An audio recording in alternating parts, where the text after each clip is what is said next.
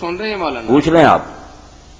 جی کتاب ایک ساتھی نے مینوں دتی ہے، انہوں نے لکھا جی کہ یہ جڑا رفع جدین کا مسئلہ نا جی الگ بڑی واضح حدیث آتی ہے کہ یہ اللہ کے نبی نے منع کیا. مثلا لکھا کہ حضرت جابر بن سمرہ سے روایت ہے کہ جناب رسول اللہ صلی اللہ علیہ وسلم ہمارے پاس نماز پڑھنے کی حالت میں تشریف لائے، ہم رفع جدین کر رہے تھے تو بڑی ناراضگی سے فرمایا کہ تم کو نماز میں شریر گھوڑوں کی دم کی طرح رفع جدین کرتے کیوں دیکھتا ہوں، نماز میں ساکن اور مطمئن رہو.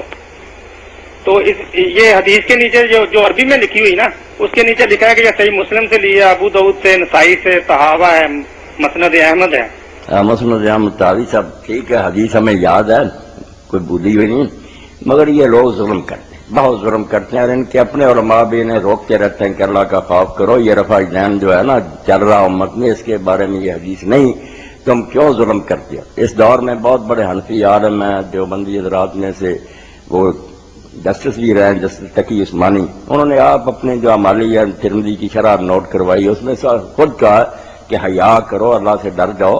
یہ سنت جو رفع جدین ہے امام کر رہے ہیں شافعی اور احمد اب سارے اہل حدیث، کس نے اس کو کہا کہ یہ گھوڑوں کی دمیں اور یہ جھوٹ بولتے. اسی طرح یہ مدرسہ جامعہ اشرفیہ لاہور، اس کے شیخ تھے مولانا محمد عزیز کاملی رحمۃ اللہ علیہ، ان کی مشکات کی شرح تاریخ کسبی، اس میں بھی لکھتے ہیں کہ جس میں رائی برابر ایمان ہوگا وہ اس بحث میں اس کو نہیں پیش کرے گا. حضور اپنی سنت کو میرے بھائی گھوڑوں کی دم میں کہہ سکتے تھے، اگر روکنا بھی ہوتا تو کہتے میں نے بھائی بتایا تھا، اب اس کو چھوڑ دو. اچھا انداز تھا. کتنی چیزیں ایسی آپ نے کہا تھا قبریں نہ دیکھا کرو، بعد میں کہا میں نے منع کیا تھا، اجازت دیتا.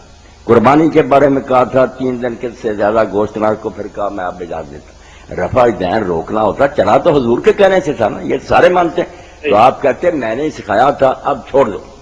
جب آپ نے کہا گھوڑوں کی طرح دمے کیوں لاتے، وہ کہہ نہیں سکتے تھے کہ یہ گھوڑوں کی طرح دمے لا رہا، تو آپ نے سکھایا.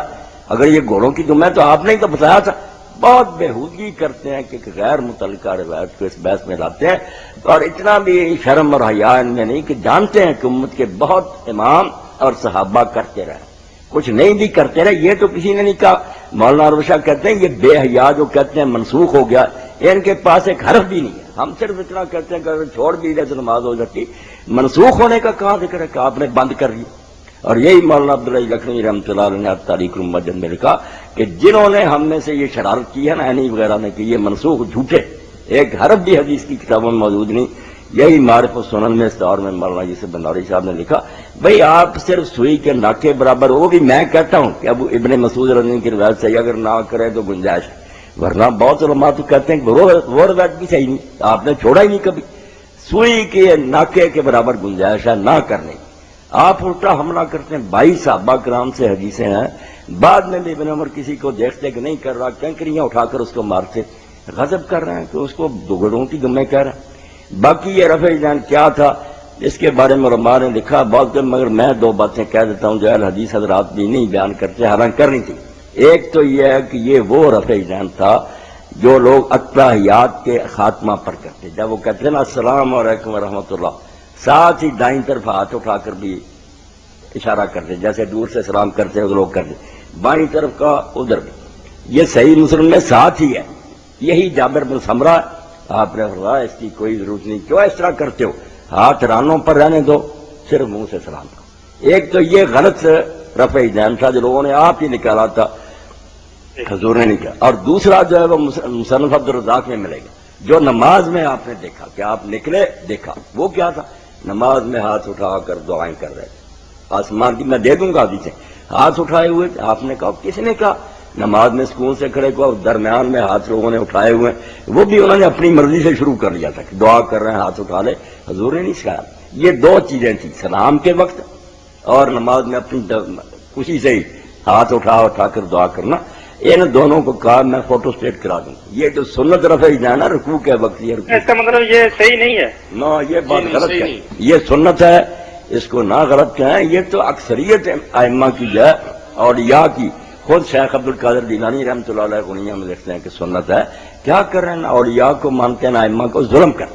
جی چلیے، بہت شکریہ بھائی آپ کے کال کرنے. مولانا صاحب میں نے بھی ان سے بات کی تھی، یہ حدیث صحیح ہے تو ماننے میں تو نہیں آتا. اگر یہ صحیح ہے تو جو بخاری شریف کی اتنی حدیثیں آتے ہیں رفع جانے کو وہ کس کھاتے میں پڑیں گے؟ اور صاحب سے صاف بات یہ بھائی کہ آپ اپنی سنت کو اگر روکنا بھی چاہتے تو کیا دیتے بس آج کے بعد نہ کرو. یہ کہنا کہ گھوڑوں کی طرح دم میں ہلاتے ہیں یہ تو پتا چلا کوئی اور ہی فضول حرکت تھی جو لوگوں نے اپنے طور سے شروع کی تھی. آپ نے ایسا کہا ورنہ آپ کی سنت جو تھی اس کو آپ گھوڑوں کی دم میں ہلانا سے نہیں کہہ سکتے. یہ انداز ہی بتاتا ہے کہ وہ یہ نہیں تھا رفع دین جو سنت سے ثابت. بہت شکریہ. جی مولانا. فوجی عمرہ کرنے وہاں سے واپس آئے پہلے نماز بھی نہیں پڑھتے تھے تو انہوں نے ماشاء اللہ نمازیں پڑھی اور مجھے کہتے ہیں میں رفع دین کے ساتھ نماز پڑھتا ہوں. تو دوسرے بندے جو پہلے انہیں کچھ نہیں کہتے تھے کہنے لگ پڑے یار رفع دین تو بت لوگ رکھتے تھے پہلے بغلوں میں تب ہوتی تھی اب تو منسوخ ہو چکی ہے. میں نے پوچھا جی یہ بت رکھتے تھے جب اٹھاتے تھے سجدے میں جانے وقت تو خود وقت بت گر جاتے ہیں رفع دین کرنے کی کیا ضرورت ہے؟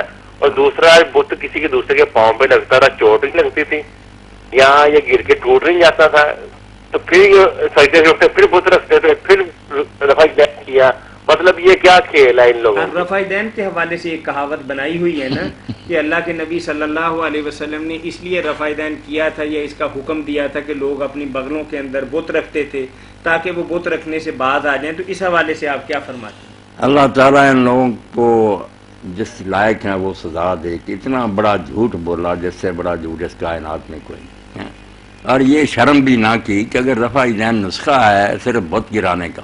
پہلے تو بے ایمان لوگ اگر ایسے تھے نعوذ باللہ کہاں تھے مدینہ منافقین جو تھے وہ تو دوسروں سے زیادہ ظاہر میں مسلمان بن کے رہتے تھے کہ ہمارا پور نہ کھل جائے.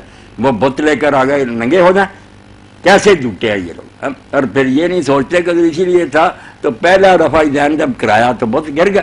اللہ اللہ خیر سڑا پھر رکوع میں جانے کے وقت انہوں نے پھر اٹھا لیے تھے رہنے دیتے پہلے سے. اور اب بھی یہ پہلی مرتبہ سارے کرتے ہیں. پوچھے کہ یہ پہلی مرتبہ جو سارا بکرا بک گیا پوچھ رہتی ہے یہ کیوں رفع دین اب آپ کی بوروں میں بہت ہے. اور ظالموں کو شرم کرو اگر یہ اسی وجہ سے جس طرح باقی ختم ہو گئے آپ کے خیال میں پہلا بھی چھوڑو. دنیا میں ایسی امت موجود ہے کہتے نہیں اس پر اجماع اور کیا اجماع. چلو مسکو زمان میں سارے قاضی اور سلطان اور علماء جو ہیں ایک مرتبہ بھی نہیں کرتے وضو کر کے آتے ہیں سیدھے کھڑے ہوئے اللہ اکبر کوئی ہاتھ نہیں اٹھائے گا. ان کے ساتھ شامل ہو جا بازیوں کے. اور کرنا ہے تو سارے کرو. ایک حرف نہیں دنیا میں کہ رفع دین آپ نے منسوخ کر دیا. بھائی یہ ترک بھی جو ہے نا کہ اگر کوئی چھوڑ دے نماز ہو جاتی یہ بھی سوراخ میں سے ہاتھی گزارنے والی بات ہے. بہت مشکل ثبوت ہے اس کا. کوئی اس روایت کو صحیح کہتا زیادہ اس کو بھی غلط کہتے ہیں ابن مسعود کی رضی اللہ تعالیٰ عنہ. اس لیے یہ گزارا کریں نہ کرنے والے کہ ان کے لیے تھوڑا بہت پاؤں رکھنے کا ہے ٹھکانا. الٹا حملہ کرتے ہیں ہمالیہ پر ٹکر لیتے ہیں. 22 صحابہ کرام سے صحیح حدیثیں آ رہی کہ رسول اللہ رفع دین کرتے تھے. صرف ایک روایت ربی کوئی کہتا حسن ہے کوئی کہتا ضعیف اس کے سارے اتنی بڑی جنگ لڑ رہے ہیں. توبہ کرے کرنا بہتر ہے ثواب ہے نیکی ہے. چلو کوئی چھوڑ رہا ہے تو سنت ہی ہے فرض نہیں ہے اس لیے نماز ہو جاتی ہے. مگر یہ منسوخ والا کہنا جو بالکل یہ بتوں والی بات آپ کی بات دے میں نے جیسے کہا کہ پہلی مرتبہ اٹھائے تھے گر گئے اور اب مجھے بت لا کر دے دو بڑے سے بڑا میں اٹھایا جاؤں گا 100 مرتبہ اگر گر گیا دکھانا یہ میں اٹھا رہا ہوں کتاب گرتی ہے بغیر یوں کرنی کیا بےحدہ بات کرتے ہیں. اور پھر جیسے آپ نے کہا کہ رکوع میں جانا تھا سجدے میں حضور صبر کر لیتے خود ہی بغلیں کھل جاتے ہیں گر جاتے. اس حرکت کا کیا فائدہ؟ بے شرم اور بے حیا اللہ تعالیٰ ان کو عذاب عظیم دے. اتنا بڑا جھوٹ سنتے رسول کریم علیہ السلام کے بارے میں بولتے ہیں. جو رفع دین کرتا ہے شاہ صاحب فرماتے ہیں ولی اللہ کے نہ کرنے والے سے مجھے زیادہ پیارا ہے.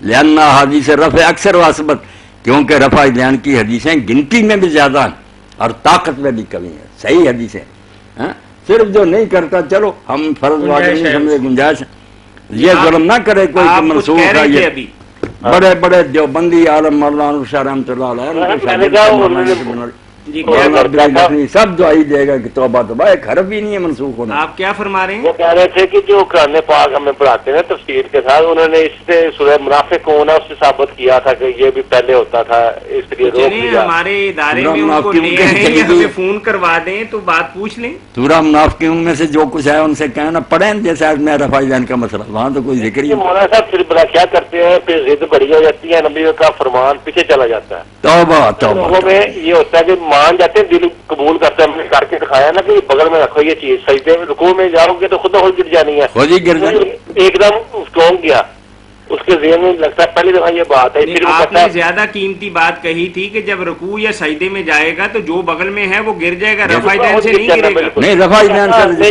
نہیں علماء کہتے ہیں بغل میں لے لوں گا کرتا جاؤں.